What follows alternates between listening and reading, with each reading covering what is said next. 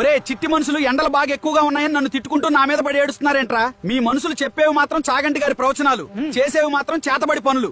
ఊరంతా తారు రోడ్లు సిమెంట్ బిల్డింగ్లు వేసుకుని ఏసీల వేడిగాలి పక్కింటోడి ముఖాన్ని కొడుతున్నారు కదరా. ఇదంతా మీరే చేసుకుని మళ్ళీ సూర్యుడా కూలవ్ అంటే నేను మజ్జిగ పోస్తానారా? మీరు వదిలిన పొగతో ఆకాశానికి మూతపడిపోయి నా వేడి కిందే ఉండిపోయింది.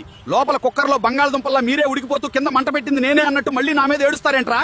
అసలు ఎండ మీద పడకుండా కాపాడేది చెట్లు. సెంటర్ లో ఉన్న మర్రి చెట్లు, రోడ్డు పక్కన వేప చెట్లు అన్ని నరికేసి అద్దాల మేడలు కట్టారు. ఊరంతా అద్దాల మేడలు కడితే గుండు గోలీ సోడాల పొగలు కక్కకుండా ఇంకేమవు. మీ అందరికి ఒక మైండ్ దొబ్బే నిజం చెప్పనా? మీరు తెచ్చుకున్న ఈ ఎండలతో ఏసీలు, ఫ్రిడ్జ్ల కంపెనీలు వాళ్ళు 20,000 కోట్లు, ఐస్ క్రీమ్లు, కూల్ డ్రింక్స్ వాళ్ళు 25,000 కోట్లు దండుకుంటున్నారు. ఇలా ఒక్క ఏసీలు, కూల్ డ్రింక్సే కాదు, దేశం మొత్తం మీద అన్ని కలుపుకుంటే ఈ ఒక్క ఎండాకాలంలోనే 1,00,000 కోట్లకు పైగా వ్యాపారం జరుగుతుంది. మీరు తప్పులు చేసి ఏడుస్తున్నారు, వాళ్ళు 1,00,000 కోట్లు నొక్కుతున్నారు.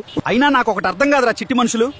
ప్రకృతిని నాశనం చేసి మీరు చేసే తప్పుల్ని క్యాష్ చేసుకుని ఇంకోటి బిజినెస్ పేరుతో మీ జేబులు కొల్లగొడుతున్నాడు. 10 రూపాయల మొక్కకి కక్కుర్తిపడి ఏసీలకి, కరెంటు బిల్లులకి వేలు తగలేస్తున్నారు. ఫ్రీగా వచ్చే గాలిని వదిలేసి ఈఎంఐ కట్టే మీ లాజిక్ తగలయ్యా. తరువాత నన్ను తిట్టడం ఎందుకురా? సరే మరి